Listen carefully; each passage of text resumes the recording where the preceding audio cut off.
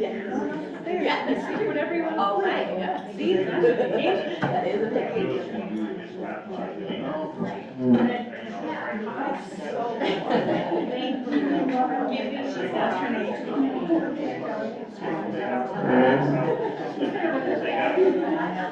I know she's ready.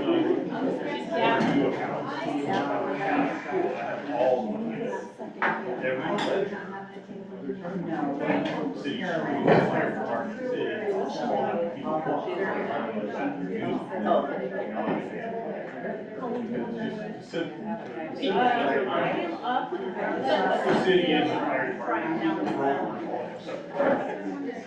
and Diana was also online the last. I heard her, I knew that was her. Yes. I recognize that. I knew it was Diana.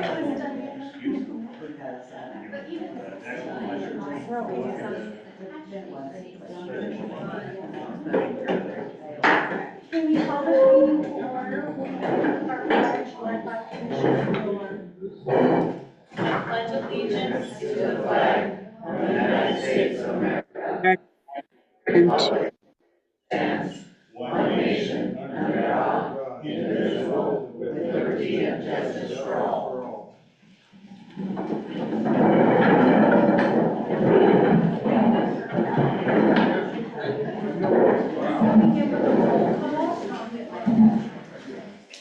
You're gonna need to move your things also, please.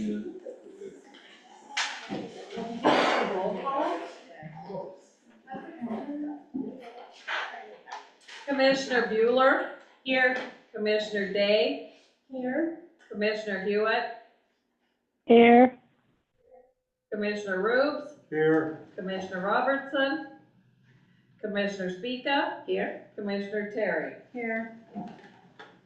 Okay, I would also just like to note, Commissioner Hewitt is attending virtually, and we would like to excuse Commissioner Robertson. He had a long-standing commitment tonight and is unable to be with us in person or virtually. So he sends his apologies, and we'll catch the meeting as it's posted. Approval of minutes for September 2nd, 2025. I noticed that there is a large chunk missing from those minutes. A whole discussion that we had with the contract that we signed. That was all in the committee of the whole? So everything that was discussed, there was no mention of it whatsoever. Correct. Okay, and we don't want to make note of that, or? That's your choice. I guess I could ask the attorney. The minutes should represent what was discussed. But the committee of the whole is there was no agenda, and it is for discussion only, no action should really be taken. So we're not talking about the regular commissioner meeting? No, we are not. I mean, it's up to the commission as to approve the minutes. There's a request for, an amendment to add that language minutes can be created so long as they account for what was done. But that'd be certainly up to you if that's what you'd like. Could you speak up so we can hear? Yeah, I'm sorry. So the question was about in regard to minutes for the committee of the whole, like the meeting that was just held prior to this meeting. And my comment is that minutes are supposed to be created for, this public hearing that we're gonna have here soon, commissioner meetings, things of that nature. As for the committee of the whole, that discussion, if the commissioners would like them referenced in the minutes, it could certainly be done. It's just by a request for an amendment, review, pending the review of these minutes. Similar to the, correcting Scrivener's errors and things of that nature. The video record of meetings are only held for 1 year. Is that correct, or is that held for a longer period of time? The video? Yep. Is the recording of the committee of the whole? I know, I'm trying to think, is it 1 year? I don't The know. law is 1 year Law is as 1 far year. as that, but Nikki's recordings are a permanent record. No, mine aren't The permanent. minutes. Our minutes are permanent. Yes. So my question then would be, if you reference a video, that document wouldn't stay as long as the minutes that reference it would, right? Okay. So, comments from the commission? I personally feel like that contract was a big deal. Yeah, We no, did, I do would too, like and for I it to feel be- like it should be at least noted that it was signed. And we kind of, I know we talked about it when we talked about the budget, but it wasn't necessarily that, but we talked about them bringing them in. It was never talked about during the meeting, it was just thanked that by Commissioner Bueller at the end, when I put in the commissioner's minute, stating that she thanked everyone for bringing in a third party. Commissioner, Do you add a footnote? yeah, I was gonna say, can we add it as a, that, Yeah, because there's also. it's more timing too, comment on- like it should, like say that this contract was signed and put into place. After the commission as a whole. Yeah. I'll bring it back. Thank you. And then I'll pass down the corrections that I have.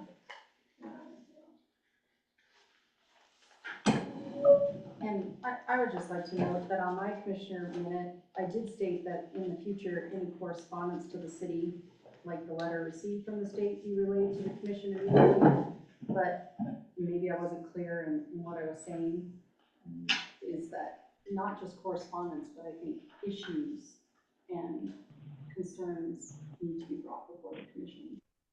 They're happening. So I would say not just correspondence. I mean, I don't know if I can change that, because that might have been what I said. Do those microphones work? We can't hear you guys back here. We don't want you to hear. Do they work? You might have to get really close.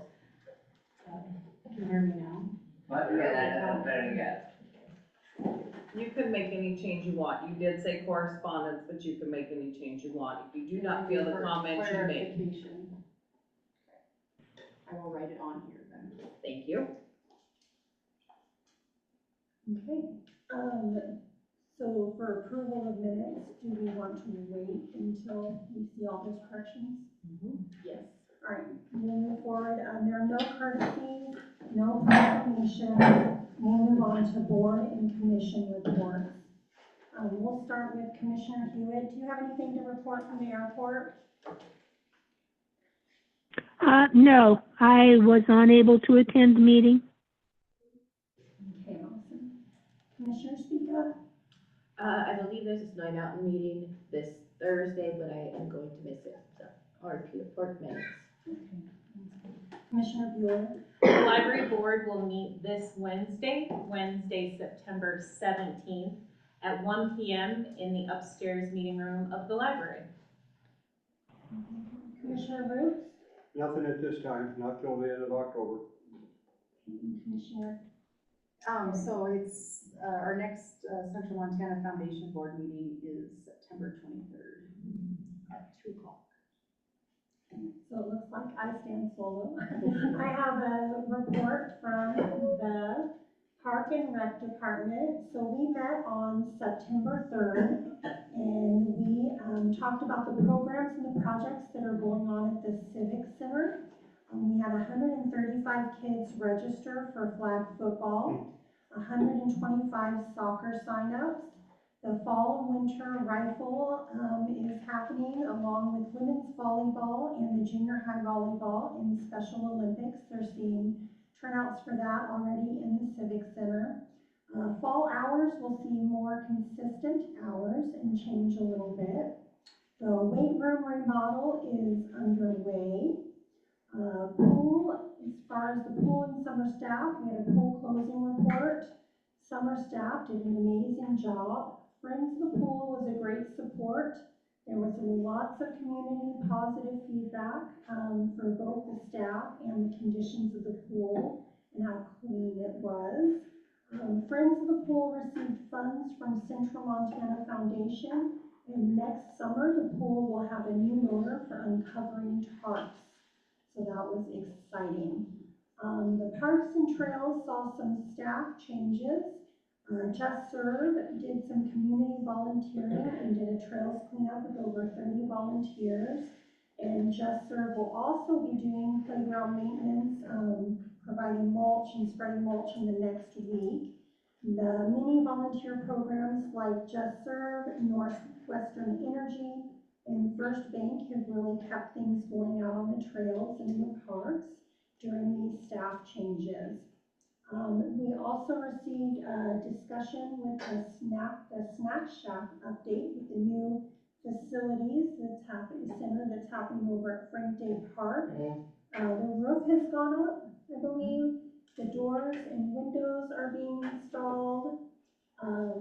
It was exciting because Red Lodge, Helena, and White Sulphur are looking to upgrade their facilities, and all are asking the Lewistown Ice Skating Association for direction on how to proceed with that. So Lewistown has been somewhat of a role model with all of these improvements.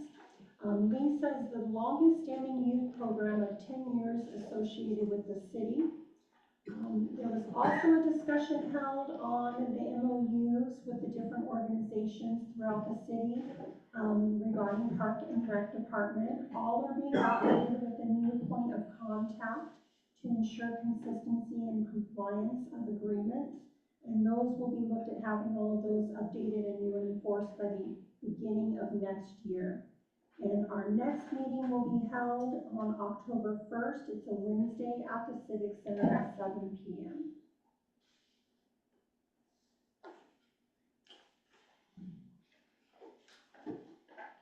Also included tonight with our board and commission reports, we'll hear from the Montana League of Cities and Towns. Is she on and ready? Darla is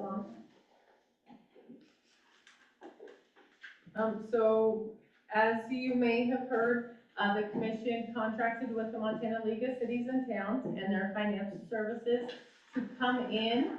And we had Darla Erickson here last week and evaluating what was being asked by the Department of Administration of the city. And so her follow-up is to the public and to the commission. So at this time, we'll turn it over to Darla. Thank you. Thank you for allowing me to speak at your meeting. Can you all hear me? Yes. Okay, great. As I was introduced, I'm Darla Erickson. I work for the Montana League of Cities and Towns. I'm with their financial team that we help local governments. I have about 34 years of local government experience. My last position was with the Montana Department of Administration Local Government Services Bureau. I retired in October of last year, and in December, I started working for the League of Cities and Towns. I'm one of those nerds that just loves governmental accounting and financial reporting. But when I came on site on Monday and Tuesday, I was pleased to find that Nikki had everything in order.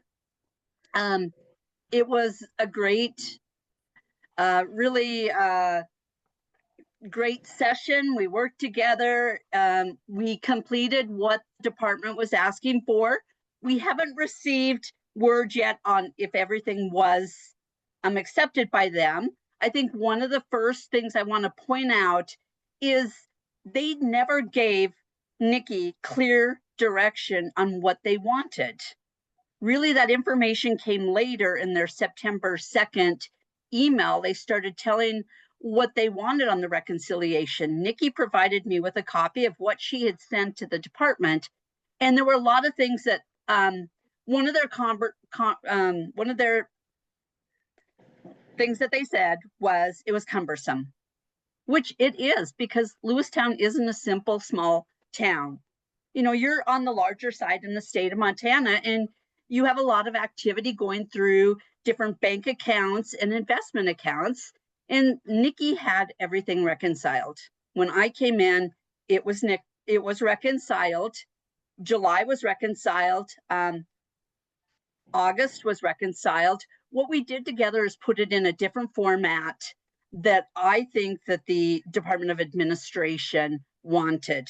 They came back with one question on your repurchase agreement. I don't think that their staff quite understood what the repurchase agreement does. They wanted the total added in with all your incoming deposits and your outgoing withdrawals.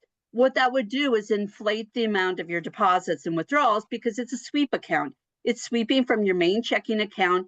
It is money that the bank is using to earn a higher rate of interest for you, and it's a safe agreement, and many counties and cities in the state use a repurchase agreement. Then once we moved on from the cash reconciliation, we went to taxes receivable, and early before I even came, Nikki had provided her tax reconciliation to me, the same one that she had provided to the state, and I could tell what Nikki was doing, but she was comparing the accounting summary query out of your Black Mountain software to the county's trial balance, and it all balanced. But there were some adjustments that were necessary that Nikki hand wrote on the side of the report that she sent to them, and what it was for your TIF district. In your general fund, and in when the taxes are collected between the general fund and the permissive levy fund and the TIF district and the TED, they come in, under the same account numbers. But the county has a separate trial balance for that. So Nikki had to do that manual adjustment. What we did was come up with a reconciliation spreadsheet, put all the numbers in it, and presented that as the reconciliation. There were no variances. I'm happy to report that there were no unknown variances in the cash reconciliation, no unknown variances in the taxes receivable reconciliations. Everything balanced to the penny. I'm not worried about any fraud, waste, abuse, anything like that. Then the next thing that we worked on was the reconciliation of the payroll clearing fund. And I don't know if many of you know what a clearing fund is, but in your accounting software, when you write a check or have an expense or an expenditure, it goes into a clearing fund, and it sits in this clearing fund until it is actually cleared. And what cleared means is it has cleared your bank account. And so there was a payroll that came through the first week of September that was coded back to August.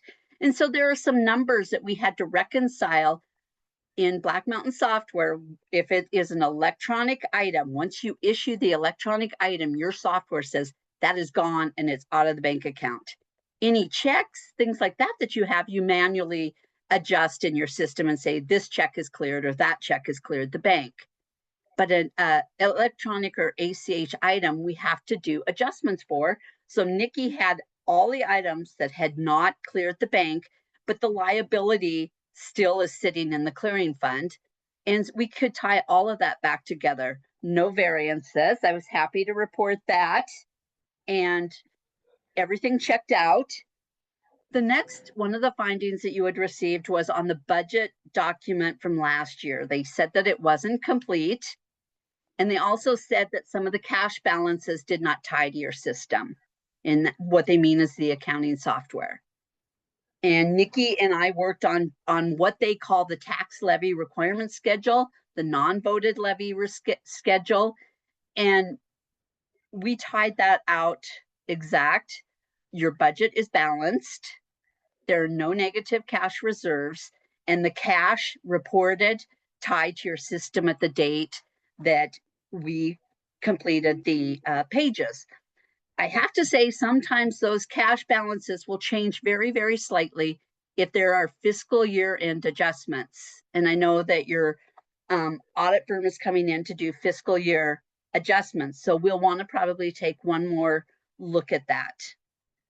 It was easy working with Nikki. She was eager to get started and very cooperative with me, and we worked together very well. I hope that we can work together and provide the information to the state as they request, to stop this withholding. But I did want to talk to you about why this withholding happened. And there is in statute, and this happened in the 2019 legislature, Senate Bill 302, and it says failure to resolve significant findings or implement corrective measures must, and it's the word must result in the withholding of financial assistance in accordance with rules adopted by the department. So what had happened is when you have an audit, your audit is completed very close to the end of your next fiscal year. So it is very likely if you have a significant finding that finding is going to be repeated in the next year because you're already almost 3/4 of the way done. Your auditor will probably give you this next audit in March. So the fiscal year is 9 months over, and it's really hard to resolve those findings. But the department their hands are tied too because this says they must. So I have talked to Kelly Lynch about this, the director of the Montana League of Cities and Towns, and she's aware of this as well. That we don't know if it's the interpretation of the department, but we hope that maybe something can be done in a future legislative session. I'm not saying that every withholding should not happen because there are severe cases. There was one severe case a while back, and it resulted in a county that was spending money that wasn't theirs. They started dipping into other money. But in Lewistown's case, I personally, and this is my personal opinion, but I'm going to say it, is I felt like they jumped the gun because I feel like Nikki had provided the information to them. They didn't thoroughly understand what she provided. So that is my assessment of my visit. It was very productive. I enjoyed it. I don't normally come in and have a clerk. I ask for something and within seconds they come in with a file that has everything in it. Nikki was very organized and very easy to work with. But I'm here to answer any questions that you may have. I know this is confusing because it's hard to be in this situation and you're not the only ones right now. We are working with other entities that are in the same boat.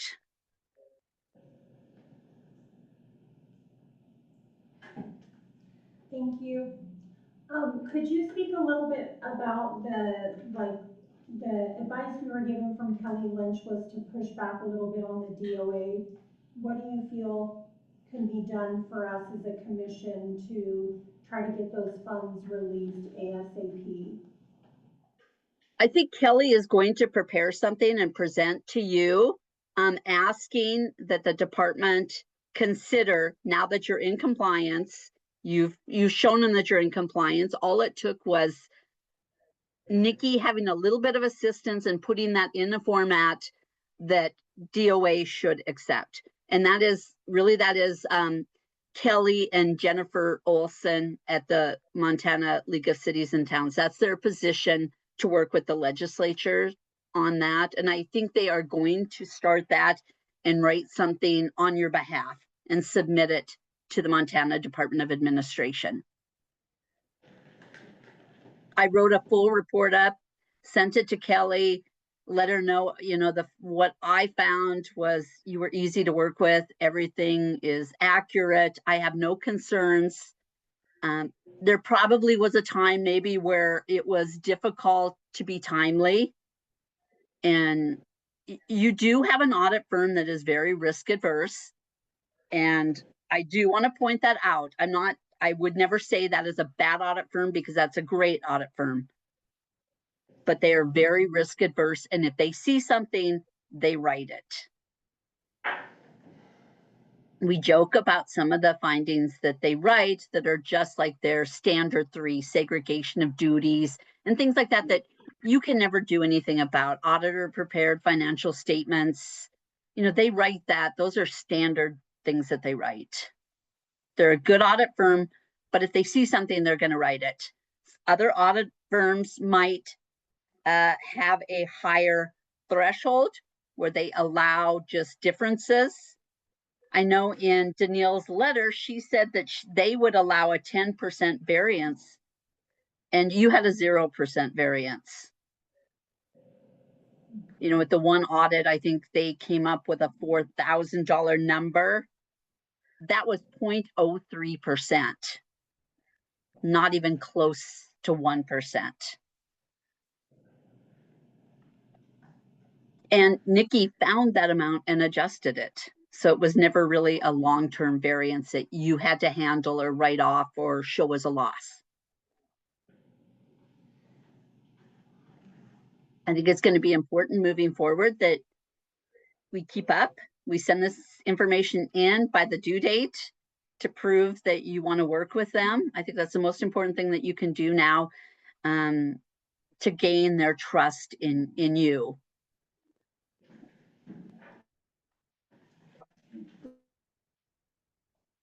Thank you so much. Questions from the commission?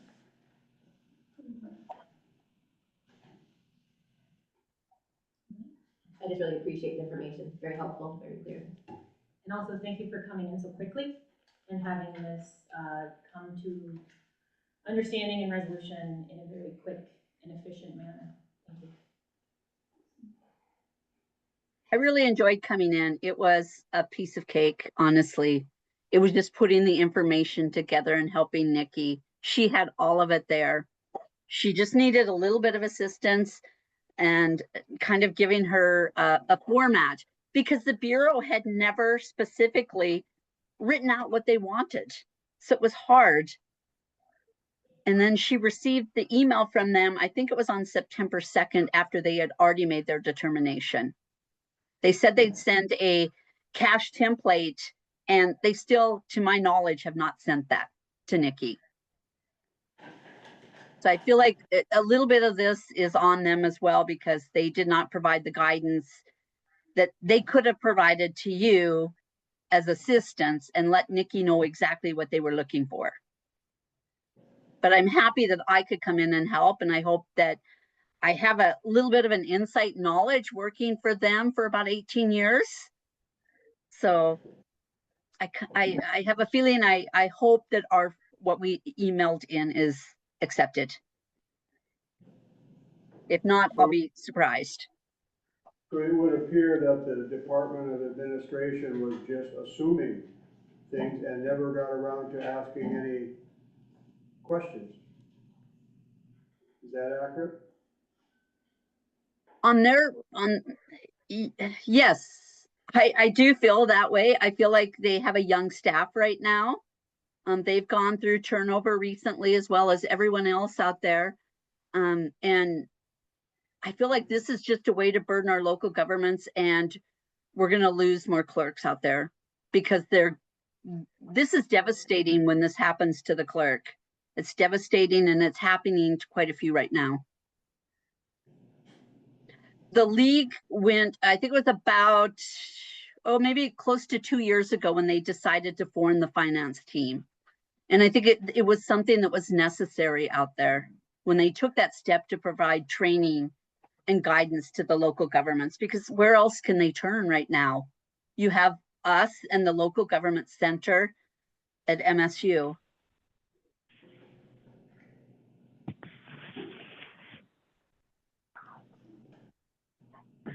Any other comments or questions from the commission? Okay, we'll turn that over to the public. Does anyone have any questions or What were comments? her credentials again? Could you please state your name and address? My name is Jim Wolf, 524 West Montana. And talk What were really her loud. credentials again? Darla, we have a gentleman asking if you could please state your credentials again, your position and your experience. I started in government accounting. In 1991, I was deputy county assessor. So I worked for Dawson County and the Montana Department of Revenue. After that, I went, when the Department of Revenue was doing away with the elected assessor's position, I moved to the city of Glendive, and I worked for the city of Glendive as a treasurer for 13 years. And then I began at the Department of Administration Local Government Services Bureau in 2006, and I was there until November of last year, when I retired. And then I started working with the League of Cities and Towns. Thank you. The clerk's job is a tough job. There's not a lot of training out there. If you have an accounting degree, the one thing I can say is governmental accounting is way different than the accounting degree that you receive in college. We have to try to untrain people and train them on governmental accounting. Hopefully. Awesome. Okay, any other questions or comments from the public, Gotta say my name again. please? Ken Shaver, 639 Northeast Washington. Who pays the Montana League? It's a nonprofit, so how are you getting paid, Darla? We are paid by dues, and then we do sign a contract with an entity to provide technical assistance at an hourly rate. The city's paying- Yes, the city's- We are a So the member. city pays you to come in and do the reports, basically. yes, because typically we're cheaper than paying your auditor to do your financial closing and training. Okay. I'm not sure what the rate in the contract is. I saw it, but I didn't read the rate. We're substantially less than an accounting firm. They bring in tech. But would you be considered a third party still if you're being paid by the city of Lewistown? I feel like we're independent, the same independence that your auditor would have, and you're paying them for your audit contract. Okay. You know, the league could not afford to provide these services without charging for them. In the past, when I started with the Local Government Services Bureau, I would put over 1,000 miles a month on my car traveling to provide technical assistance to local governments, and it was free back then. You paid nothing for it. And over the years, in the change of administration from the top, it was decided that we would no longer travel and provide technical assistance or do your financial statements. And the legislature changed a little bit of how the Bureau operates. And that was part of the reason that I left, is it became more about compliance than it did about technical assistance and training. And to clarify, we're paying her for support, not to audit, so it's still No. gonna be the deal that gives us the finding of if we're okay or not. So she's just making, helping us. Of course, and what I'm worried about is, you're saying it's the state, kind of blame it more on the state, which guess what, that's also my tax dollars paying. So we're losing money, this is a big mistake, we're losing money because Nikki's getting bugged and she has to spend hours and time and resources to fix this. But we're also paying the state to do these audits, which is also our tax dollars. We don't. You are paying the state. And the one thing that I would highly recommend is that you talk to your legislators, your state legislators, and talk to them about this issue. That if you're going to be put on a technical assistance plan, shouldn't the state provide that technical assistance? And they don't have the resources. They become more compliance than they have technical assistance. It's really unfortunate to our local governments, but you're not the only one in this boat. There's so many local governments. The MACO, the Montana Association of Counties, also stepped forward with a technical assistance for the counties. It's a need that's out there. Could you clarify what we're paying the local government services for? You're paying the local government services for reviewing your audit. So they handle the contract, they're a third party on your audit contract, and you're paying them to review your audit, which means now that what you're paying for is them to look at your findings and accept your corrective action plan. And if you have a finding, you're required in statute to submit a corrective action plan for each finding, and they are approving or disapproving that action plan. So that is what you're paying for. And it is based on your revenue. I'm gonna guess that you're at the higher level, probably paying them over $1,500 a year to review your audit. they house the audits, so they put them out on their website, make them visible to the public.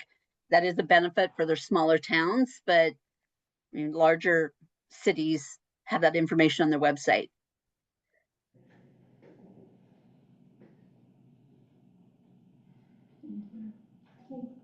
Yes, we have another comment. In the past, the audit review was more of, it was reviewing all the audits, all the findings, and looking to make sure that the audit firms were following generally accepted accounting principles. When they wrote a finding, that it was justified. And when I was working for the Bureau, they had 2 employees that were doing that, and they are no longer there. They were also a technical resource to the auditors. So we had the 2 sections back in the day. We had the technical assistance to the local governments. We also provided technical assistance to the auditors.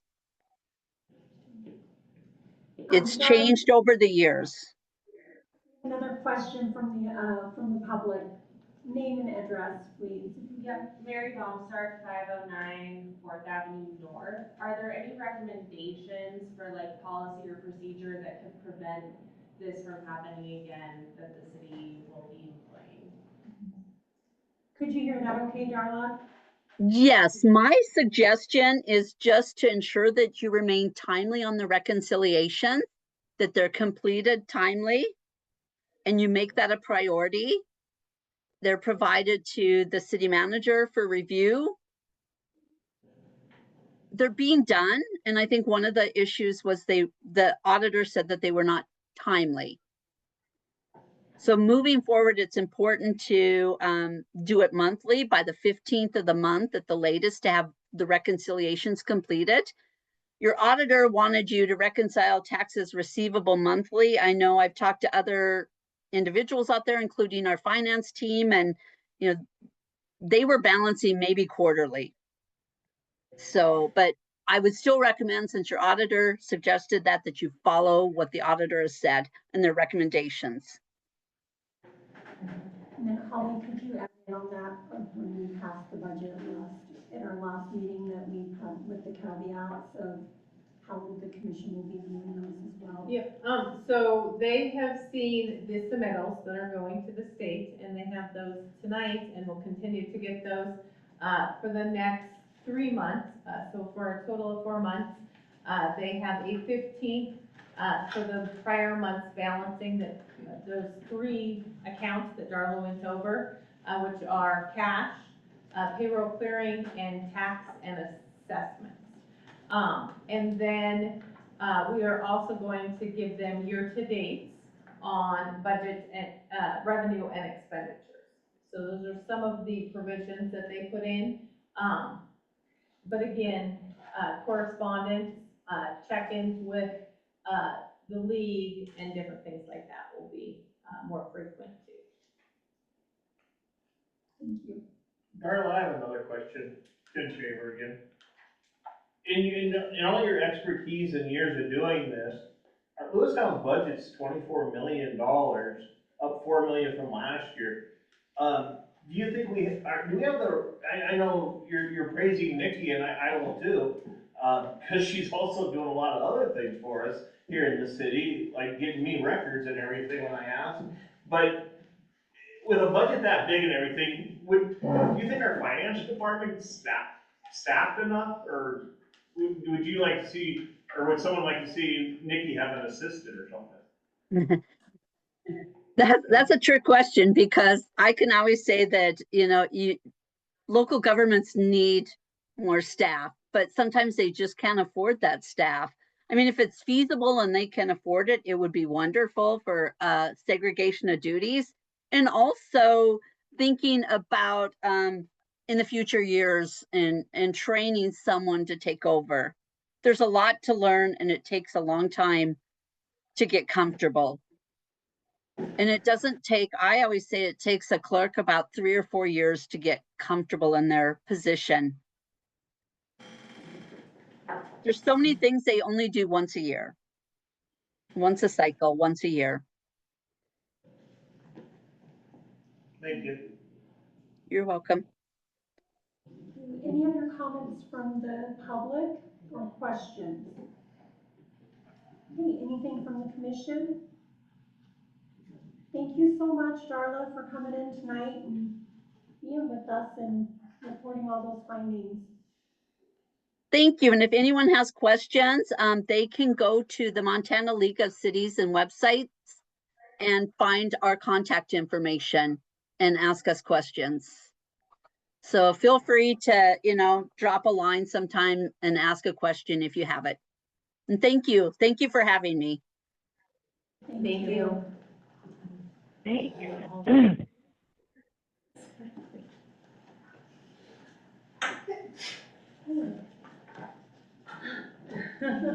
City manager report, Paula Phelps. Yes, I'll try and be brief with this. I know we have a large agenda tonight. As Darla just reported, with the assistance from the Montana League of Cities and Towns, the information requested by the Department of Administration was submitted, and you guys have those submittals, along with my cover sheet that kind of summarize that. In that, you will see that I've asked when we may know, if that's approved or acceptable to the department. So we want to make sure that we have adequate time to make any revisions, because next month and that reconciliation is looming. The biosolids, again, we've discussed that at the committee of the whole. We'll have more on the agenda there. There has been many steps taken, but we are looking forward to getting the biosolids up to the airport fields, because time is of the essence, and we do need to fit it in around the farming operations up there, as well as continue working through the compliance schedule that has been given to us by DEQ. At the wastewater treatment plant, construction continues. The project includes a new screen and building improvements, rehabbing the wastewater screw pumps, as well as other components in the facility. There are some things that are weather dependent that will be done in the near future. Otherwise, this project continues into the winter. On the wastewater project, the water project, that project is coming to an end right now. They're just working on the punch list. The warranty period has begun on our water main replacement project that's been done throughout town. And just a reminder of kind of what's to come. Winter is rapidly approaching, so reminding folks that campers, trailers, those sort of things are not allowed on the city streets after November 1st. The police department has been busy working on parking and camping issues, and it's a great time to get those resolved prior to winter. At the next meeting, we do plan on having the new snow ordinance come to you guys for first reading, as well as the Council on Aging release. Lonnie was not available to attend tonight, and so that has been postponed until the next meeting. But we have completed a lot of our summer work, including expansion of the cemetery, the concrete work in front of City Hall, and are well underway with the project that replaces the emergency generator. That's all I have to report. Thank you so much. Okay, any questions from the commission regarding the city manager report? Public? Okay, we will be moving on to public comment from the public. This is on non-agenda items, so non-agenda items, please state your name and address. Good morning, everybody. John Cook, KLCH is the last name, 114 Turquoise Drive in Ward 3. I have a letter that I've been directed by the American Legion to read to y'all. Miss Holly Phelps, City Council members of Lewistown, Montana. On the afternoon of September 11th, 2025, members of the American Legion Post 16 held a public 911 remembrance ceremony at Veterans Memorial Park. As with previous ceremonies we have had at Veterans Park, such as Memorial Day, Veterans Day, celebration of life events, etc., the lawn at the grounds was once again immaculately mowed, trimmed, and ready for our event. We would truly appreciate your acknowledgement of our contracted landscaper, Mr. Rick Sandor, and relay to him our sincerest appreciation for his efforts. Sincerely, officers and members, American Legion Post Number 16, Lewistown, Montana. Ma'am, I'll give you that for your records. Thank you, John. We'll be sure to let him know. Please do. Thank you. Thank you so much. Good job.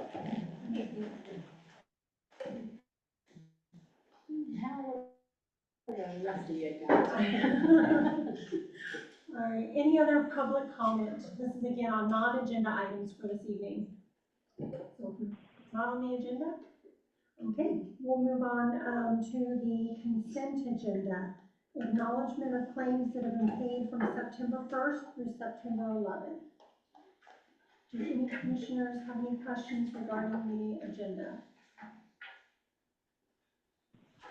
And we'll also be adding in any questions with the financials that were brought before us as well.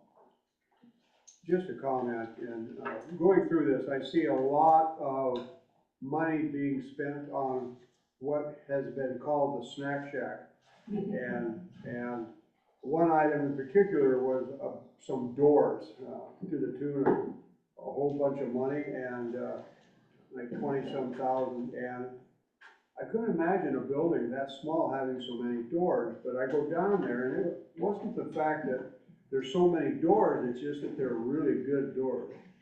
And the guy building the place, I asked him, I says, why do you need to put such incredibly strong doors in here? It's a dumb question. He said, one word, he said vandalism.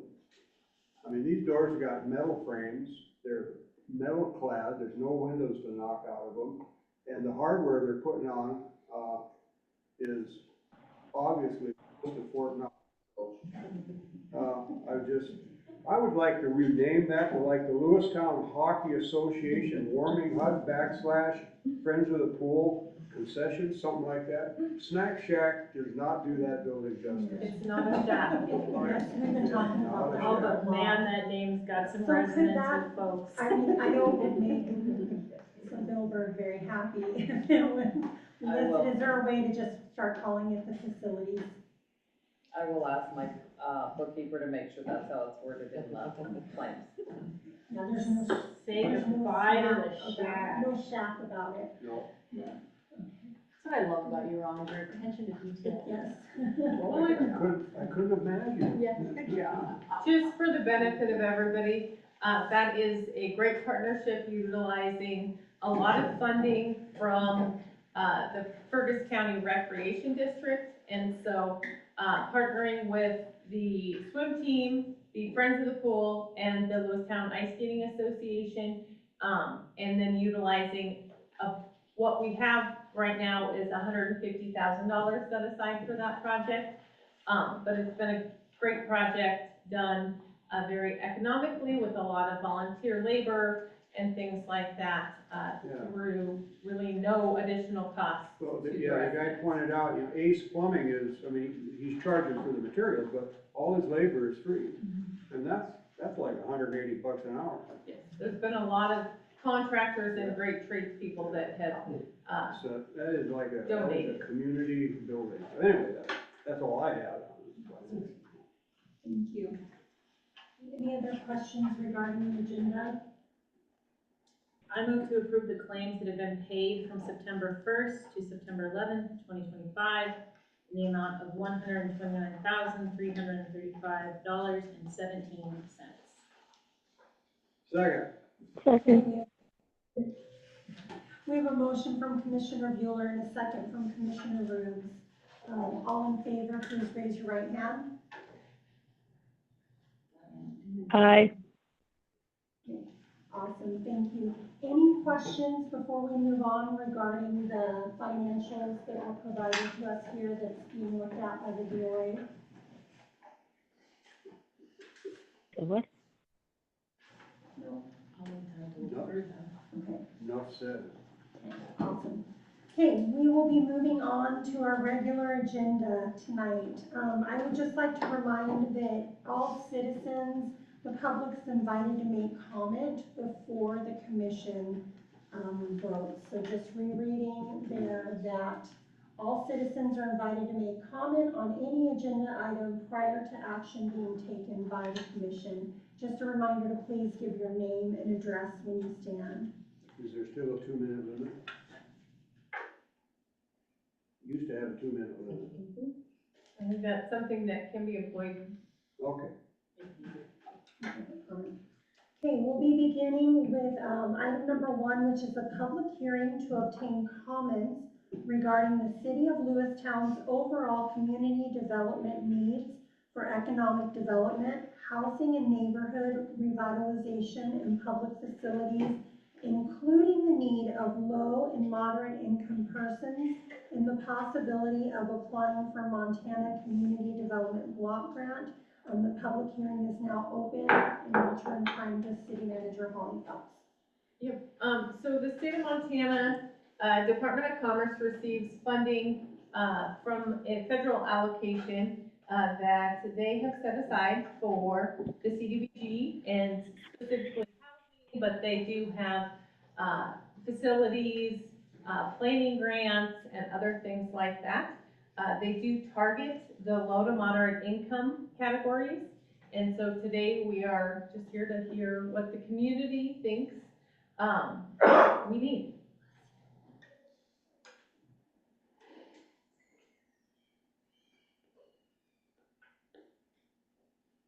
On the first.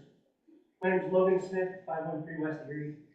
For the last year and a half, I've been working for the weatherization program at HRDC, which really focuses on low-income housing, not only in Lewistown, but across 6 counties across central Montana, from Stanford to Roundup, everywhere in between.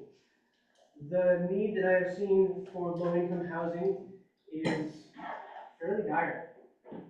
Everything from having employees that I was paying a living wage to living in campers because there was nothing to be purchased on the salary they were earning, to people who've been living in their homes for 40 years and just haven't been able to maintain it. We cannot continue in the way that we are without making big changes to low-income housing, because the amount of people that we need to fit into the available units is such a damaging ratio, both for our community and the people who are already here living and working, and the people who are going to come here. Because Lewistown is changing. Lewistown is growing, hopefully, and that means that we get people from all over the spectrum. We can't just kick out low-income people who are trying to move here because we don't like the amount of money that's in their bank account. So I really think we must apply for this CDBG grant, specifically to get a housing needs assessment done and to pull the community on what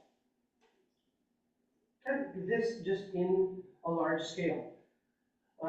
Through HRDC, I was hoping to be able to apply for and get some of those recently, and we missed that boat. But a housing needs assessment is really the first place to start in gathering data and collecting it so that we have a firm footing to move forward on. Thank you. It is back of what Governor knows. And my question is, how large a percentage of the people able to afford a place to live? Percentage right now? So it's all based on our area LMI, or kind of that average income that folks in our area work. So I believe, is it still 80%? We do have members of Homeward Online too, so.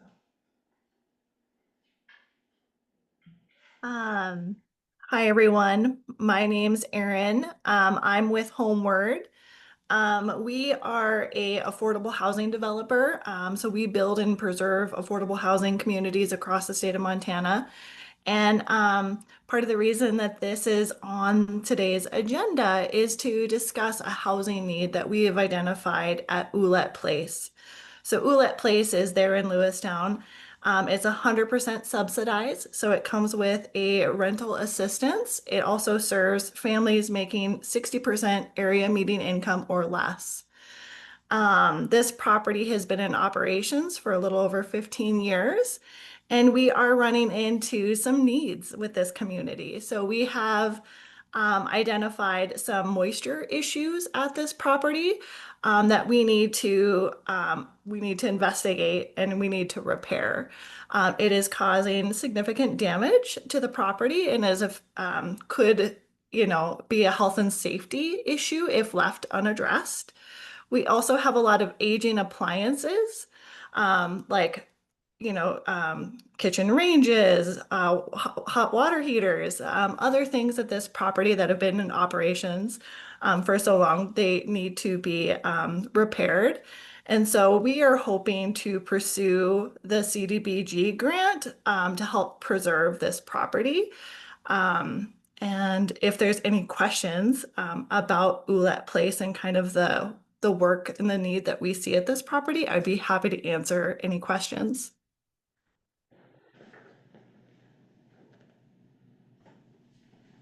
Yeah, this is significant for the 47 North and my final that St. Joseph Drive, situation is how serious is that project that needs to be repaired? How serious is it? Yes. So they need to address it sooner rather than later so it doesn't cause, health and safety issues for the residents. You need to get this thing fixed, before you have mold issues and things like that, which are almost impossible to fix, so. Agreed. This is a critical need for us in this community to help preserve Ouellette Place, is to address that moisture issue, whether it's the siding or the building wrap or the caulk. There's definitely a concern here. And so the Ouellette project is item number 2. This is just a general needs. So just a reminder that this public hearing is to hear comments regarding the overall community development need for the economic development, housing, and neighborhood revitalization. Any other comment from the public? This is Tim Shaver, 639 Northeast Washington. So this is just asking permission so we can put in for a grant for more money? This is to hold a discussion. Basically, yeah, for. If we should, hell yeah, we should. So the first one we do is just generally what the needs of the community are, to kind of get a consensus. And then it is a requirement that each project also have a specific public hearing. So looking at this, Cal, went further at the wastewater plant, I see that it's for public facilities too. Can we get something for the wastewater treatment plant? In general, we heard comments earlier in the evening about, planning documents, preliminary engineering reports, those sort of things for infrastructure as well. What about maybe some slip lining stuff or anything like that? Throw that out there.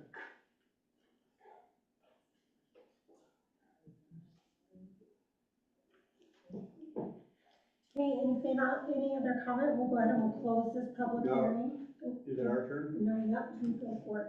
I was just curious, what's happening at the property we sold, the Berg lumber property that we sold? Is the developer moving forward on that? So we still have had communication with them where they anticipate moving forward with that, yes. Say what, say that again louder? They do plan on moving forward with that. Does Lewistown still hold the deed to that property? And it is not low income. We did It is have that not anticipated to requirement. be low income, yep. Again, this is the question that we've had, do we have a percentage of low and moderate income that we know in Lewistown? Do we know that percentage? as far as, do we have the population or the housing units? I'm wondering about the population and what the percentage of our population is. So the Department of Commerce does do those kind of reports.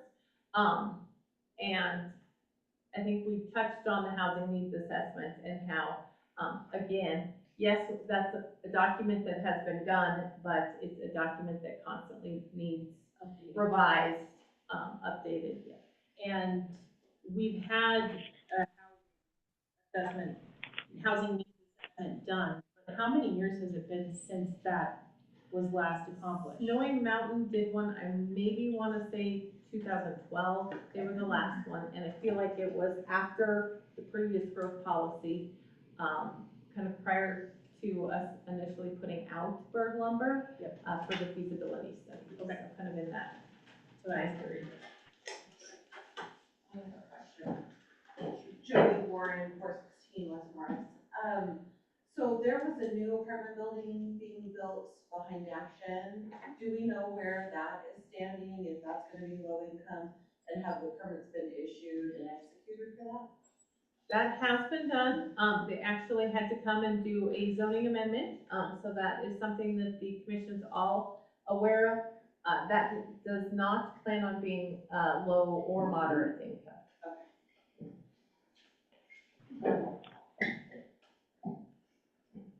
Okay, we'll close this public hearing and move on to item number 2, which is also a public hearing. This public hearing is to obtain comments regarding the city of Lewistown seeking Montana CDBG housing grant funds from the Montana Department of Commerce to support the rehabilitation of Ola Place. So this public hearing is now open for comments. Okay, we're back again, well, that's what I'm doing. First about, jumping the gun about, we're gonna have two different objects. Question again about the, Industrial Drive, okay, what repairs is it called rehabilitation? I mean, how serious is the repairs that are needed? So the question is, how serious are the repairs needed at Oulette Place? This is Erin again with Homeward. I believe that they are pretty urgent, certainly critical, for the long-term preservation of this property. Mold, moisture, buildup can cause significant damage to a property if left unaddressed. And as far as the scope of work that we're looking to do, we are really only trying to focus funds towards health and safety, most critical systems that if they were to fail would cause us to have to relocate people. So if we cannot provide hot water or a safe environment, then, it would become a critical system failure where it would jeopardize people's homes. And that is certainly not what we want to do. This is an existing affordable housing community, so its only revenue source is the rents that we collect, which is purposely kept at a low amount. So our operating costs are just as much as everyone else's. And so these kind of grants are kind of critical to helping make sure that we can do these repairs to help preserve this community for the next 15, 30 years. And then, the next question then, Rick back again. Next question then would be, since, it's, Section 8 housing, what would be the amount on the expense other than the Section 8 housing to, do the repair, or amount of money? So kind of the cost of the project, Erin, what is your anticipated cost? Also, I think it should be noted that the city is not going to be responsible for any funding as well. So I mean, this would be grant funded, and we're hoping to apply for $380,000. And then we're also offering to use some money from the replacement reserves, as well as operations and or owner contributions to help match and help make sure that our money or the funds available, if we get awarded, can go as far as possible. I think some of the biggest cost is really kind of unknown. We don't know what the moisture failure is. We suspect it is a siding and building envelope issue, but until we start removing that siding, we really don't know the full scope of the damage. However, you know, that is our most critical thing at this property, is addressing that moisture issue. And then if it's something that we can do relatively easy, then we can move down our list of needs, which would be start to address the, you know, the water heaters. Some of those other building systems that are necessary. Last winter, we had a really cold snap there in Lewistown, and it caused 2 of our fire suppression systems to burst. They froze and flooded multiple floors, which is a significant cost and concern. So that is another urgent thing for us, is to convert those fire suppression systems to an antifreeze system. So that way we can withstand cold winters. So yeah, our goal is to really just go down the list of critical needs as much as we can with the resources we have available. And this program is specific to housing, low to moderate income, and it requires either a city or county basically to sponsor these type of grants.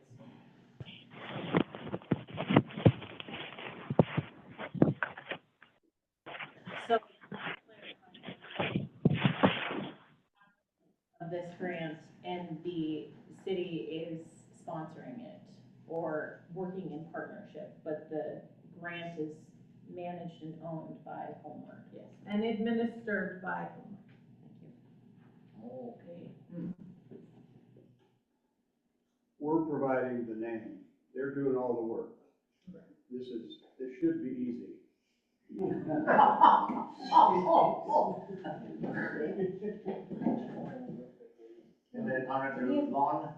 other comment from the commission?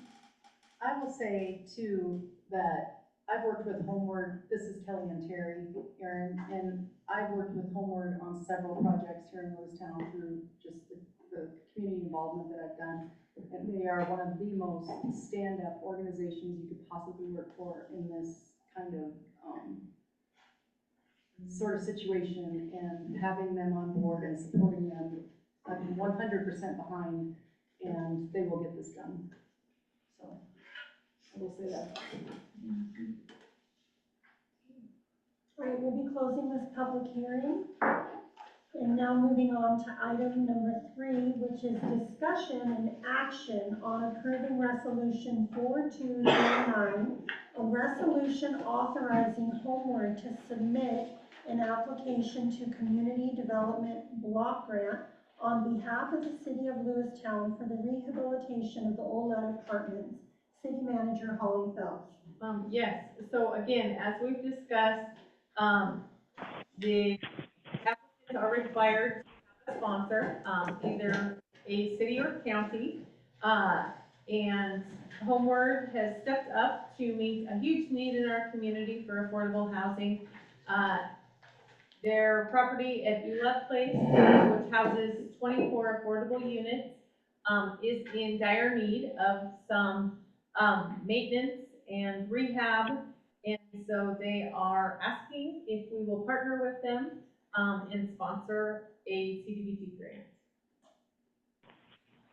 I move the Lewistown City Commission approve resolution 4209, authorizing Homeward to submit an application to CDBG of the City of Lewistown for the rehabilitation of the Alouette Place apartments.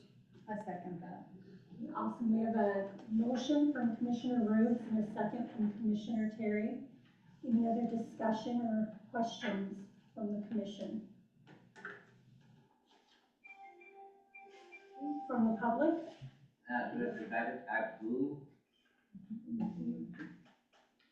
do a roll call vote. Okay, we are approving resolution number 4209. Commissioner Bueller. Aye. Commissioner Day. Aye. Commissioner Hewitt.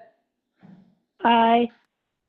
Commissioner Rubes. Aye. Commissioner Speaka. Aye. Commissioner Terry. Thank you.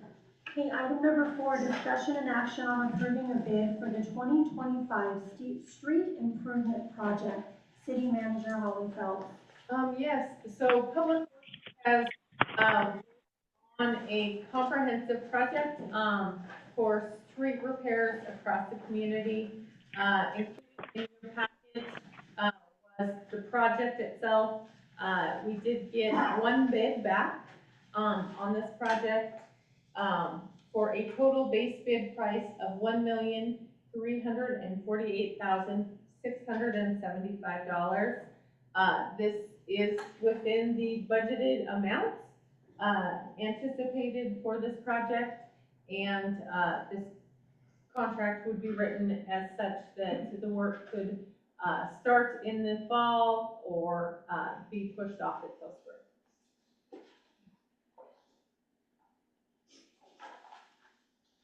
And we assume that we followed all our usual city protocols as far as bid letting, and this is the only one we got back?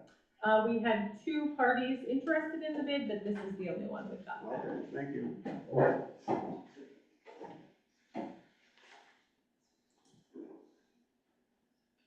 Any other questions for City Manager?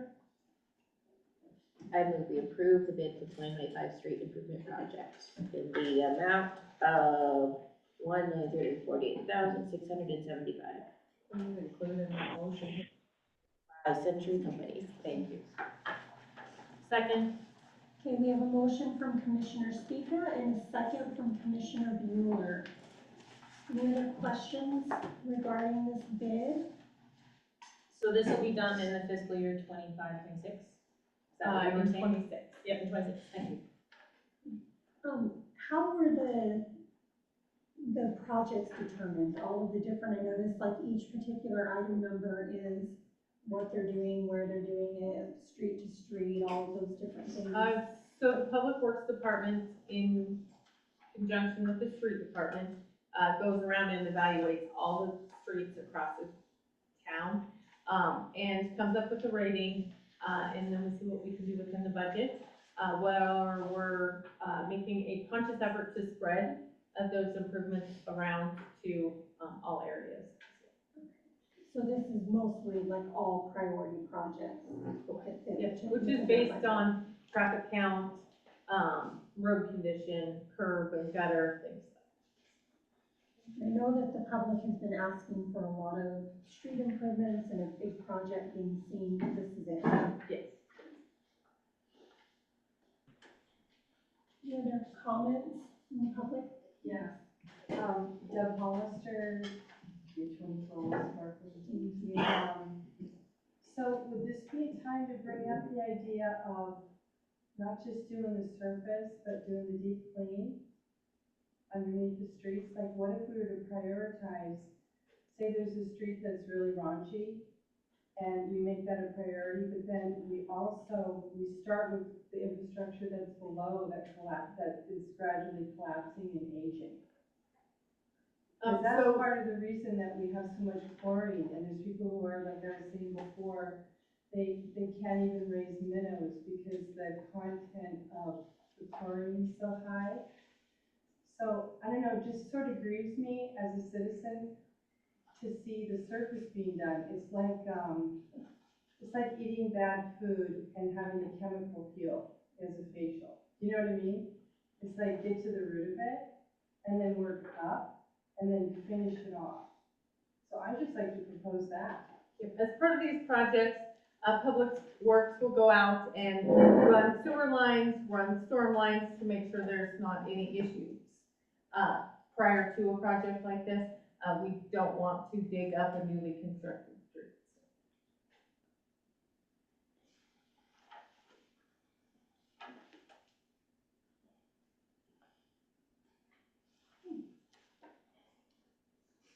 Do No questions from the commission, no comments, or the public? Let's do a roll call vote.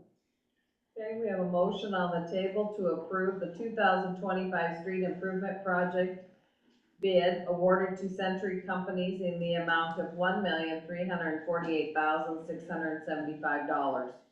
Commissioner Bueller? Aye. Commissioner Day? Aye. Commissioner Hewitt? Aye.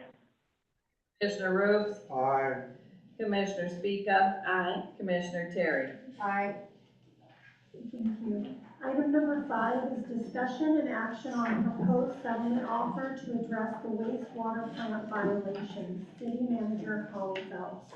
Yes, so included in the packet was a letter from DEQ regarding the proposed settlement offer.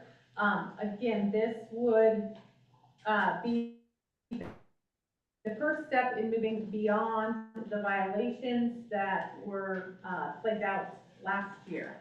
And so what is being proposed is a fine, with most of it being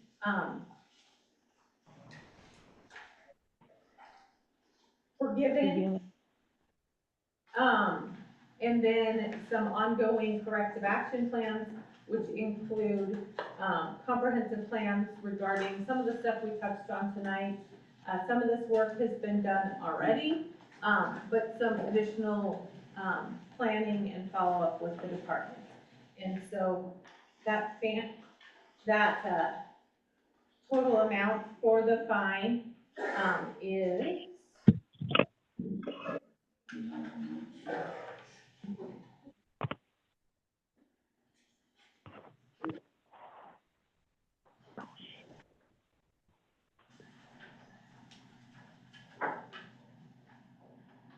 $3,150. What's that total amount? Very quick question to start that, right after that statement, it says within 60 days from the effective date of this consent order is the What page? very last page. Page 5, right under penalties. I'm just wondering, is the date on the letter that they sent you the date of that consent order? That it starts. Date of the consent order, I believe, is the date we enter into it. Thank And you. then we have 60 days to do our comprehensive plan. Thank you.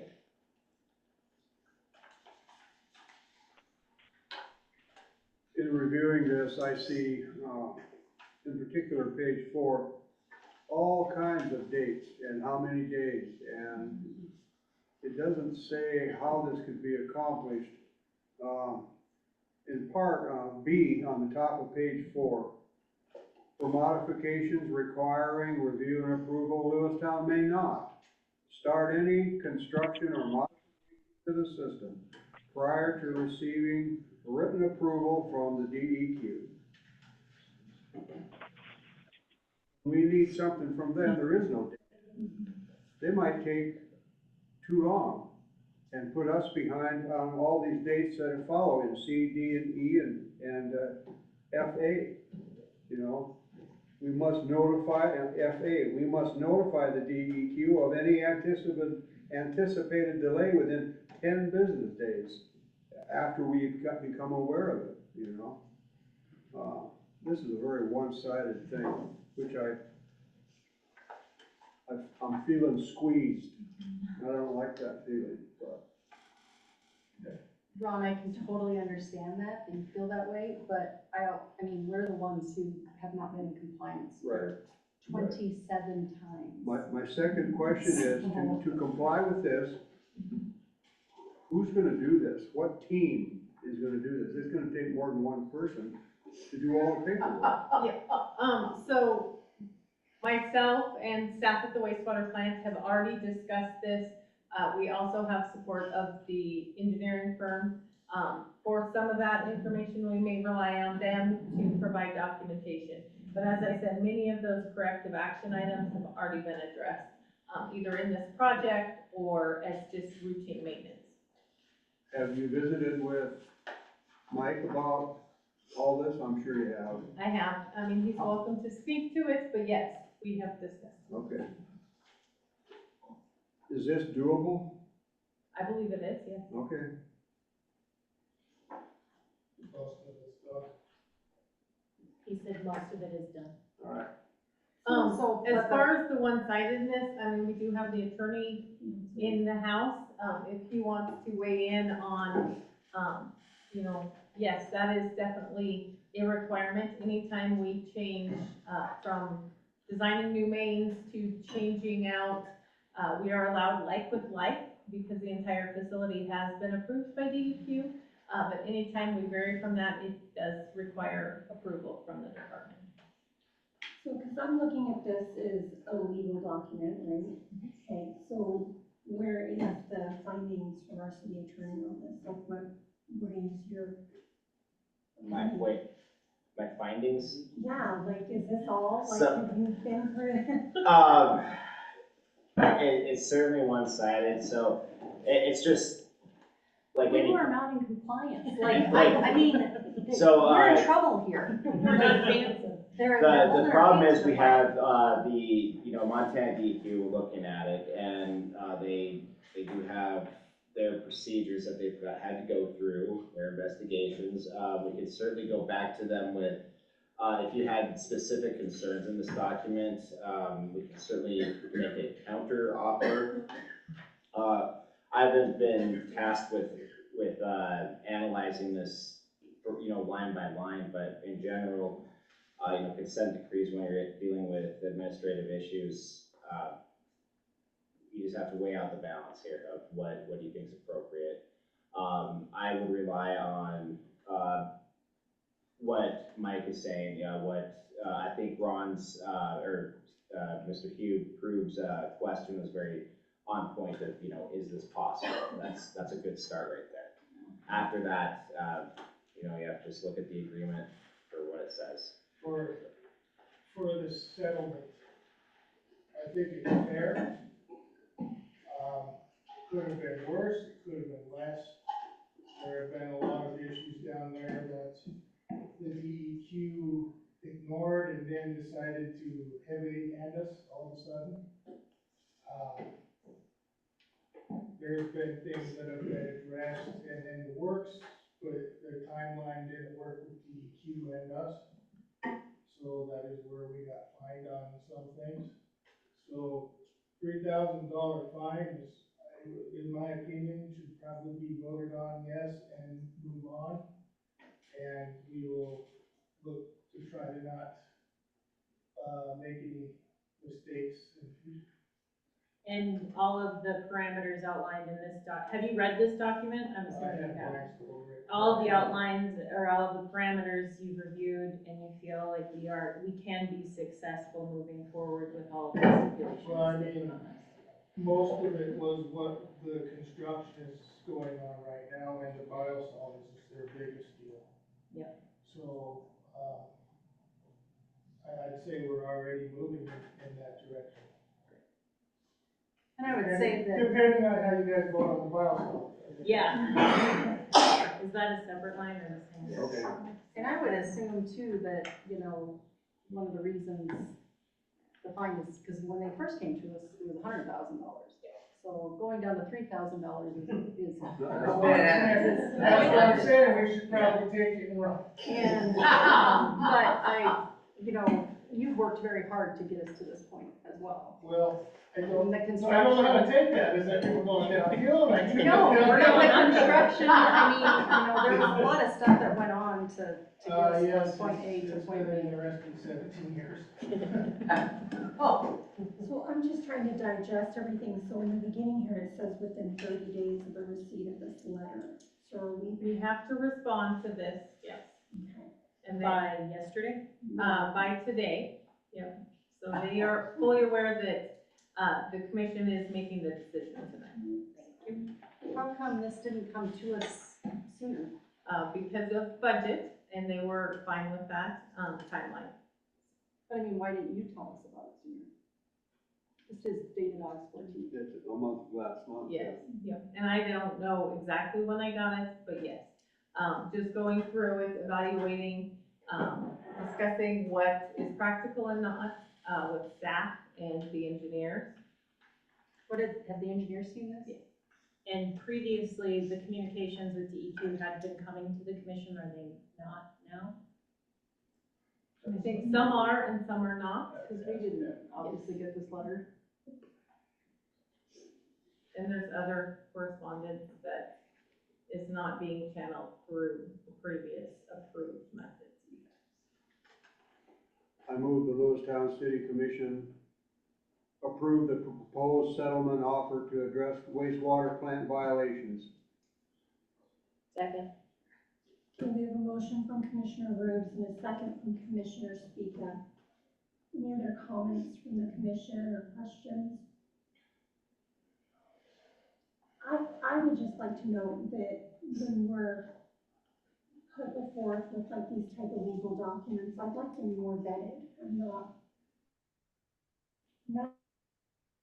and I think that there's a lot of language in this particular document that we could weigh in on from you and receive more information and more direction on that. So these documents, they're not a back and forth. They are handed over to us with specific timelines. And so unfortunately, it's part of the process. I mean, I guess you guys can turn it down and we can go back to the drawing board. But it would not resolve the violations at hand. I guess what I'm trying to communicate is just more understanding and more briefing when we receive these type of documents. Is that fair? Am I asking for something that's difficult? I don't know. I don't think I have the same request, maybe just because we're used to dealing with this kind of thing, but it's pretty well, it just seems procedural. This is just the letter everybody gets who has this, essentially, you just kind of take it and do it. So I'm fine to get more information, but I don't have the same request. I feel like it's pretty straightforward and it is what it is. I would have the request that if you see these communications, especially from the DEQ, because we have that open violation, that those get forwarded on to the commission if you see we haven't received them. Because again, I appreciate a little bit more time to digest all of the information to make sure that I am making a qualified and informed decision on it. Absolutely. And I think most of the challenges are different parties at the end. Yep.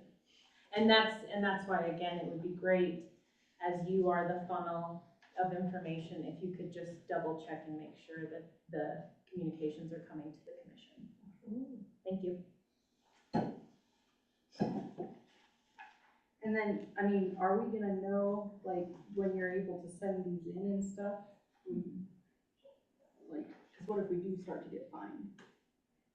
The $500 a day or whatever it is. Yes, you can be copied on the signature form. Cause then we have to give them a plan now. So Comprehensive plan is the you'll next sign part. this, and the next part is the plan. And then that's what they'll fine us on if they don't receive that. Correct.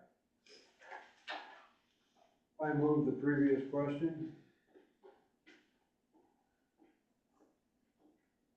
Okay, any other comment or questions? That means we will. No, I have a motion. We already have a second. We already moved a second. We have a first and we have a second, so we're now hearing more comments from the commission and then invite the public to make any comments. Okay, we'll do a roll call vote there. We are approving the proposed settlement to address the wastewater plant violations. Commissioner Bueller. Aye. Commissioner Day. Aye. Commissioner Hewitt. Aye. Rubes. Aye. Commissioner Speaka. Aye. Commissioner Terry. Aye.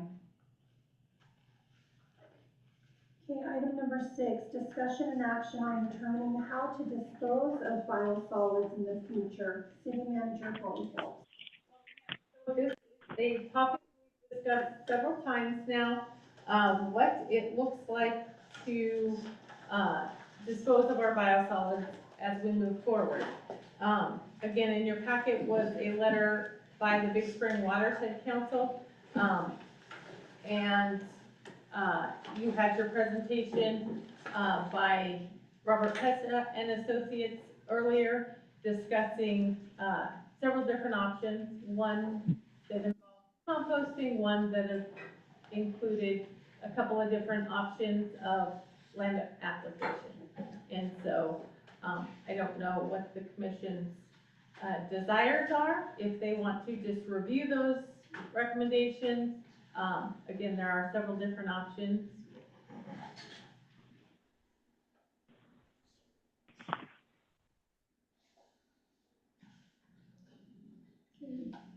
I'd like to just start the discussion, where we're at and what we're talking about. This has been a long time discussion coming home. I feedback and stuff. Line. Okay. I think, given what we talked about earlier and today, there's pretty much one clear winner. I don't think composting makes sense if we're gonna have to find wood to bring into compost. It's not gonna solve our problem of people composting leaves and grass. It's not gonna help that. So of the two, drying beds is obviously cheaper, keeping kind of what we have, but given the limitations of capacity, I'm pretty confident if you put together a third option, which combined doing that for a little bit, and then as soon as you run out of room, migrating to the screw press, that's gonna be the most expensive, is to do one and then the other. So, overall cost is not significantly more, especially compared to some of the alternatives. So for me, the screw press is a pretty obvious answer. I would add that the screw press's flexibility and opportunity for growth and capacity also make it an incredibly appealing option moving forward. And addressing that immediately, like Commissioner Spica is saying, instead of trying to patchwork together multiple options, just addressing it clearly and confidently, and moving forward. Personally, I feel a lot of the options are putting a Band-Aid and a tourniquet on a wound, and I think we need to fix this. And I do believe the screw press is the best option.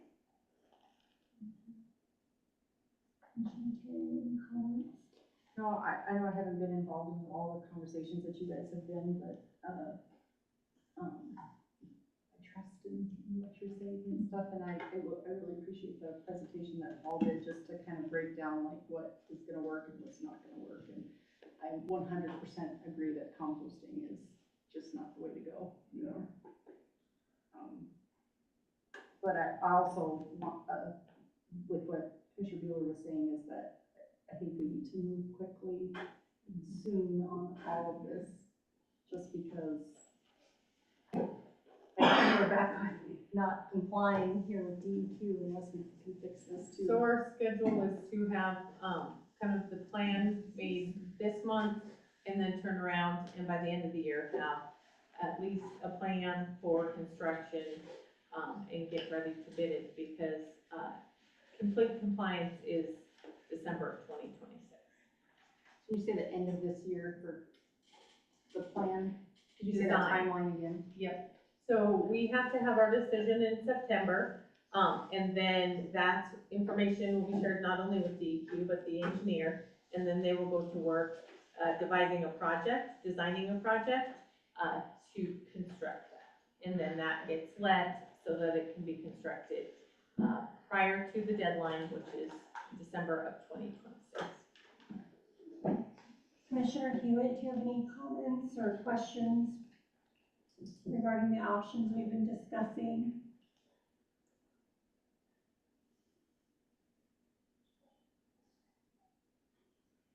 And then Mike, would you like to weigh in at all on that? No, you've all heard my opinions, it's the same as yours, basically. I do worry about cost of everything always, and, employee manpower. But in the long run, I think the screw press will be beneficial to the operation. And we are due for some repairs on what we're using now, so we're at the spot where we have to make a choice of whether or not to upgrade that to the screw press or update our rotary drum thickener, so that's kind of where we're at, so. Okay, I'll entertain the motion. I move to approve the, would it be the purchase or the plan? Proceeding with an option? Proceeding with the option to review and create a plan to implement all of those words. The screw press option offered by the engineering firm. I'll second that. That's not a good one. Not too bad. It's got some of the things. Plan to plan to plan. To plan, we've decided to narrow and now we plan. One question that I have is, this is all about the biosolids.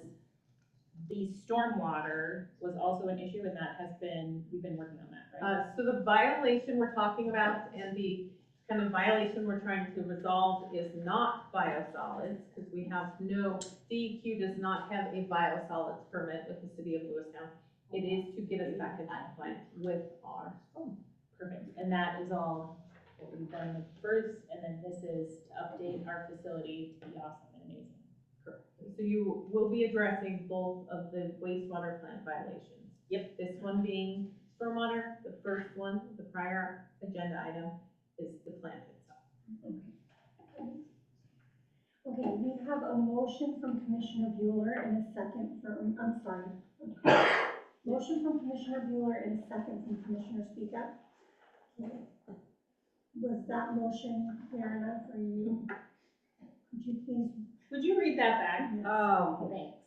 We are proceeding with the screw press option offered by Robert Pesha and Associates. Yes. That's what I have for my motion. That is a part of the plan. Yeah, is there something we should say in there about the plan? We want to make sure that We're moving forward on all of it, Yeah. not just like. And communicate that with DEQ. Yeah. Any You other want me to put questions that in or the comments from the commission? Yes, do we need to amend? Can I amend my motion? Okay. Any other questions from the commission or the public? I just have one, Doug Hollister, 324,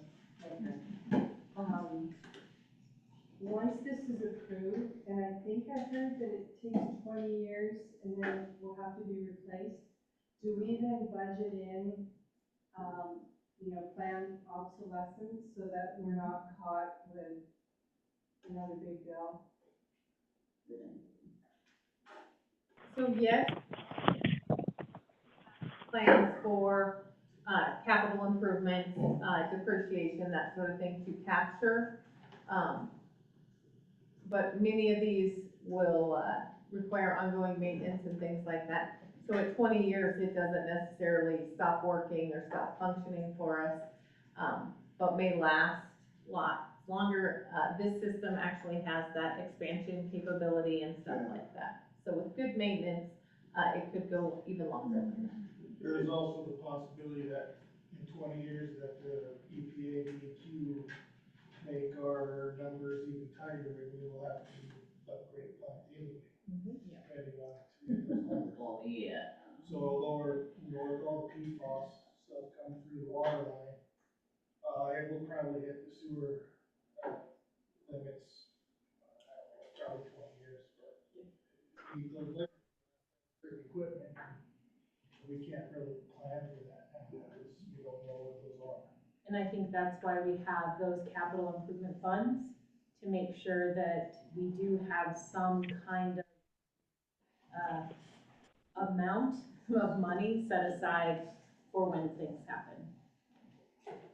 Because if you consider the toxic product that this equipment works in, 20 years is not too bad. And it can be replaced relatively easy. It does require maintenance.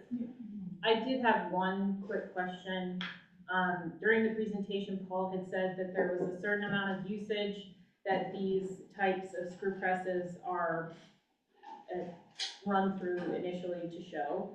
Is that typical of what we would use, or would we use more than he No, shared or less? we thicken our, waste, our sludge, we call it, 3 times a week. Okay. Already, so, He was we talking might about even like end up doing less, so many times a day. so. So it would be probably very similar to what you're doing Probably currently. similar, if not much less. Okay. More, as, we're gonna have to experiment. Okay, perfect.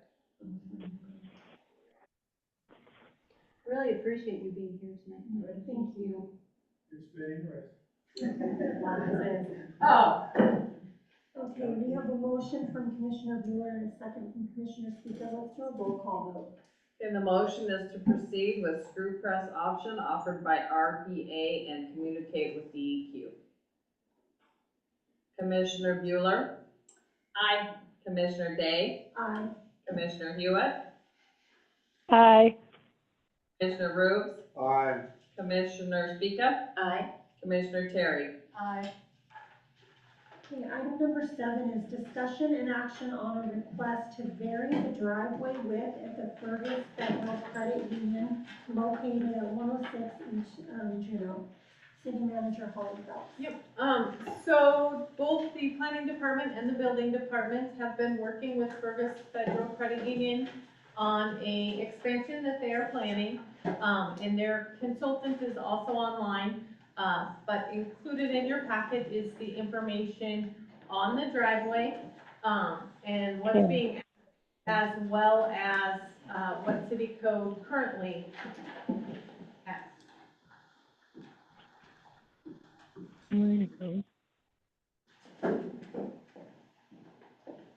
And so what they is a increase to this property, to a single driveway, a drive-through of 55 feet. This would both be at, Juno Street and then again at the alley. And so, Jamie's in the audience, Jamie Durbin. Do you want to speak to what that means and kind of your traffic flow and plan for the project? Explain this now. Yeah, thanks, Holly. So Fergus is looking to expand their building kind of in the northerly direction, about 2,000 square feet. So in doing so, it would push the existing drive-through canopy. We have to push that north, and then as part of this, they would like to then increase the number of excuse me, the number of drive-through lanes that they have. So with the full build out, there would be 4 drive-through lanes, and then there'd be one of those would have the overnight services for the overnight deposit box up against the building. We are showing this as kind of a 2-phase project, so we have to get the canopy moved first, which we're moving fast and furious to get that done this year. In doing so, the insurance building kind of at the north end of the block would be demolished in the full build out, and that area would be used for parking, a little bit of landscaping and snow storage. But in terms of the traffic pattern, we would keep it pretty much consistent with what it is today. So we would have access off of Juneau, and then there'd be one way with exit out into the alley. We would actually, as part of the project, be closing the curb cut that's on South Dawes Street on the north, kind of on the north, that's currently serving the former insurance building. And I think as a whole, that kind of covers the project as a whole. But the 55-foot request would just be for, I would say, easier customer access in and out of the drive-through canopy.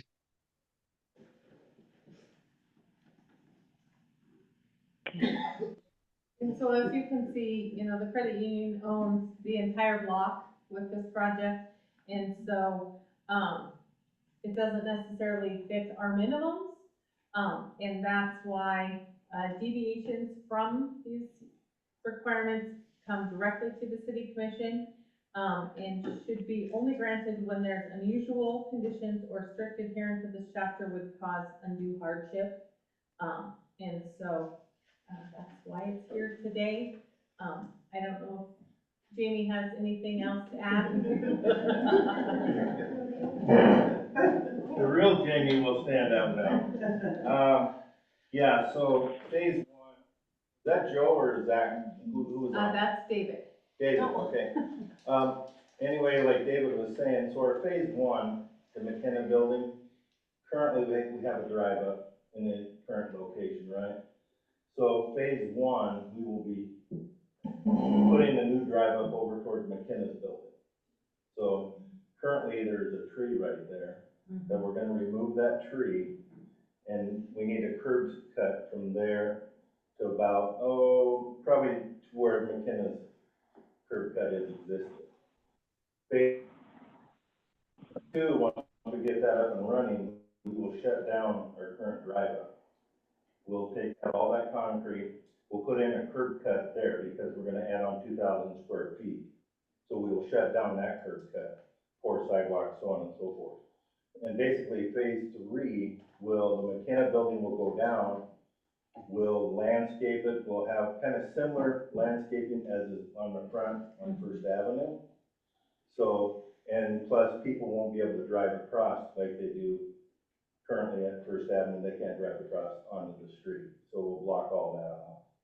So it's a pretty elaborate remodel project, but it's been needed for years, so I appreciate you guys' time. Commissioner Rube, sorry I wasn't there today. I was on my way to Glendive and I had already left, so. Will this help with the exit onto First Avenue South? I think the traffic will, now that it's closer down towards the Yogo end, will peel out to the right. They'll be able to do that? Yeah. Yeah, because that's always, I purposely don't use that lane because you're supposed to go that way and okay, that's good, thank you. Back in the 80s, the late 80s, early 90s, we tried to shut that down to a one-way alley, exiting all the traffic towards the Yogo end because of that busy intersection. Thank God somebody hasn't got nailed coming out of that. And it's even worse now. I mean, they back up all the way to past Albertsons, now just trying to get through that light, so appreciate you guys' time on that. So you're saying the back half is gonna be as pretty as the front half now? Maybe even better. Okay. Yep, we're gonna have some grass out there, it sounds like, with the architects. And there will be, so just like the front park area, we're gonna designate that for snow area. So we will be shutting down the or the parking during the winter months for snow area, just like we do around the park. Appreciate you guys' time. So the variance is asking specifically because there's not 25 feet between them, or what is the variance? So what you would be varying from is so in the commercial zone, you're allowed up to 30 feet. Okay. Yeah. And then they do have multiple lots, so. It's like the variances we granted up on Diamond Drive there. People have big trucks. Yep. And they need more than 30 feet. Has this been reviewed by the board? It comes directly to you guys? It comes directly to us. This is a very unique one that comes directly to the city commission for Did Joe Ward see it at all? I mean, did they? Yes, both, Doug, the city planner, and Joe have reviewed this and been working with, the credit union and their consulting firms.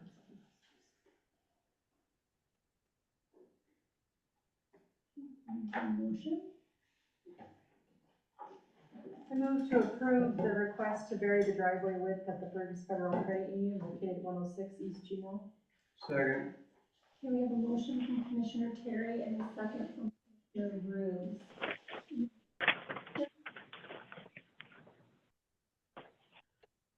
The public? Yes, Richard Bassett. So I understand the question, same question, did it say something about the McKenna Agency building been taken down? Yes. Oh, Yeah, that's they moved, Richard. they moved. Yeah. Oh, I. They don't Wait a need that minute, building back anymore. there, I kept on it being gone. They're Wait a up minute. Maine. No, they're not Okay. gone, they just moved. Yeah, we're Oh, not gonna okay. do it with them in it. So then, where they moved to, I didn't know they moved. They're up by the sheriff's office. Yeah. The parking lot, Oh, right okay. across from the sheriff's office. Yeah, that's still in the building right across from there. Oh, they. Roll call. Hello, okay, thank you. Are you ready? We have a motion to approve the request to vary the driveway width at Fergus Federal Credit Union located at 106 East Juneau. Commissioner Bueller, Aye. Commissioner Day, Aye. Commissioner Hewitt, Aye. Commissioner Rubes, Aye. Commissioner Speaka, Aye. Commissioner Terry. Aye. So moving on to item number 8, which is our final agenda item, is discussion and action on approving resolution number 4210, a resolution approving an application from Montana Days for additional TIF funds made to the Lewistown Tax Increment Financing District Board. City Manager Holly Phelps. So last week at the TIF board meeting, the board reviewed an application that you have in front of you, from Doug and Lorraine Day, to do some facade improvements at their property located at 225 West Main, for sandstone repairs of the windowsill. So the TIF board did recommend approving this. Though they have done another project there, it is still not, up to the, total threshold that the board funds, so. And just What a was comment, the other I one? will be Yeah, what was the other project though? And what was it was facade work too, wasn't it? Emporium. No, No, you're, the original project on that one Yeah. was also for the peel and paint around the windows and the restoration. So it's still of kind of the doors. windows, door Yeah. stuff. At that time, we were unable to get Benchmark to come out and do some complete repair work, but now they have on their schedule where they're able to do some facade and concrete. and just to confirm, the board has approved this. The TIF board has approved it.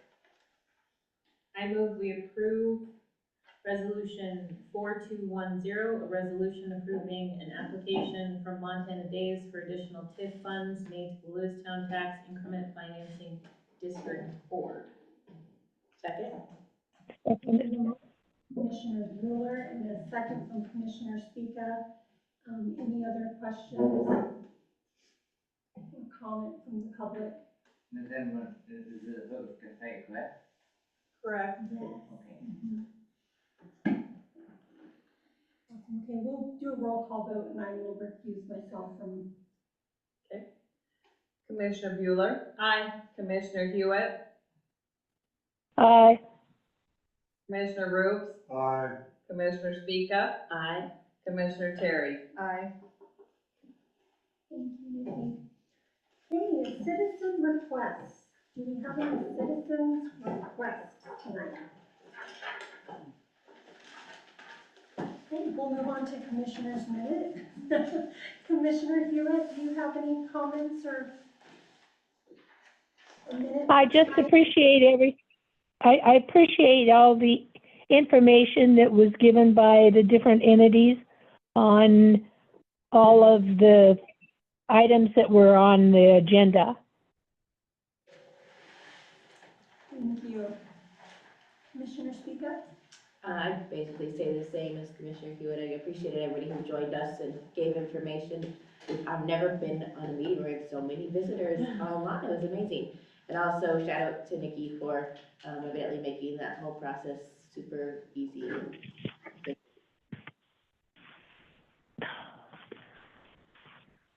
I would like to thank our guests from near and far and wide for coming and again adding that information.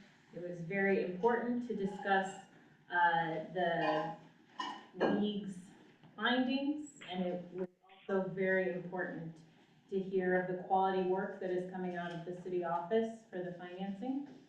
And I look forward to moving forward with that and having good communications and keeping in compliance, knowing that we are doing a good job.